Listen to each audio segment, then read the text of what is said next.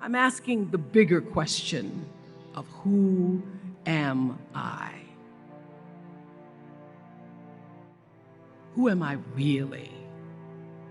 My answer is I am God's child. I am that which is born of all that is. I am, as Pierre de Chardin said, a spiritual being having a human experience. Come trailing the breath of the ancestors yet, but trailing the breath of the angels. And understanding that because I am connected to the source of all that is possible for me. And what do I want? I don't want to just be successful in the world.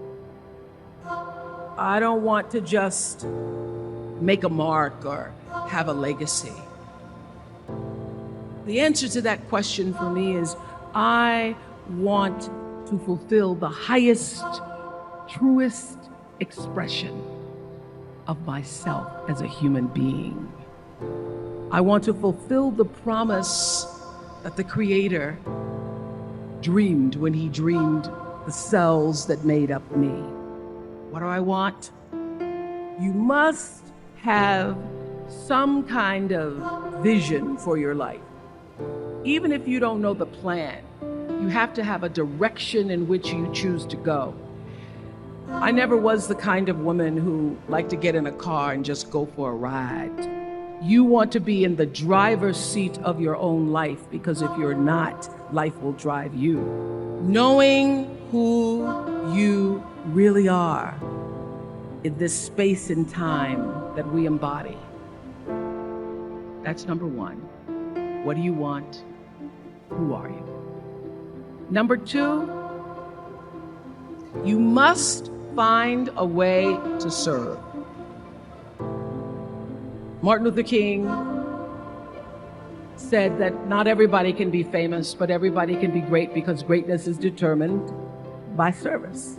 Now, we live in a world where everybody wants to be famous and where we admire people for just being famous. We think being known brings us value. The truth is, all of that will fade in time. Service and the significance that you bring to your service is that which is lasting. So to be able to, whatever your occupation or job or talent or gift is, our honorees today getting doctorate degrees, to apparently opposite fields, HIV and AIDS and the spoken word. But what they have in common is service, using the spoken word in service to community in the world, using your knowledge and information about HIV and AIDS and medicine in service to the world. And if you look at all the most successful people in the world, whether they know it or not, they have that paradigm of service. Service through medicine, service through art. Using whatever it is you produce, your product, as a way of giving back to the world.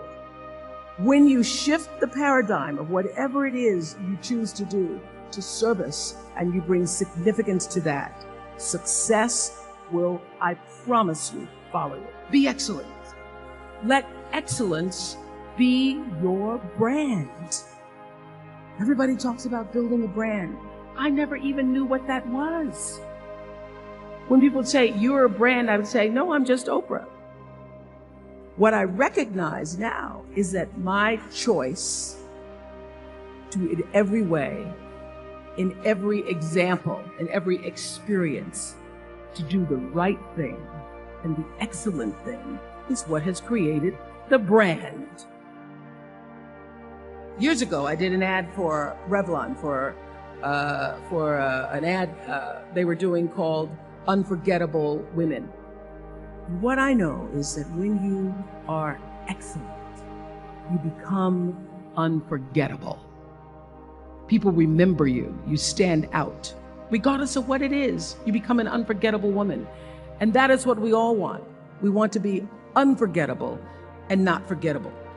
So doing the right thing, even when nobody knows you're doing the right thing, will always bring the right thing to you. I promise you that. Why? Because the third law of motion is always at work. For every action, there's an equal and opposite reaction.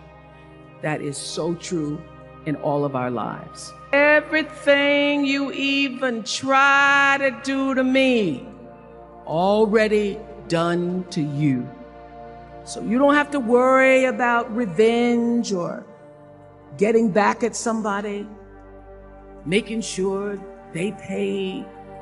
You just have to do the right thing, and the right thing will follow you even when people don't support it. I remember many times on my show. There are many shows y'all never saw. And the reason you didn't see them is because I got the last vote.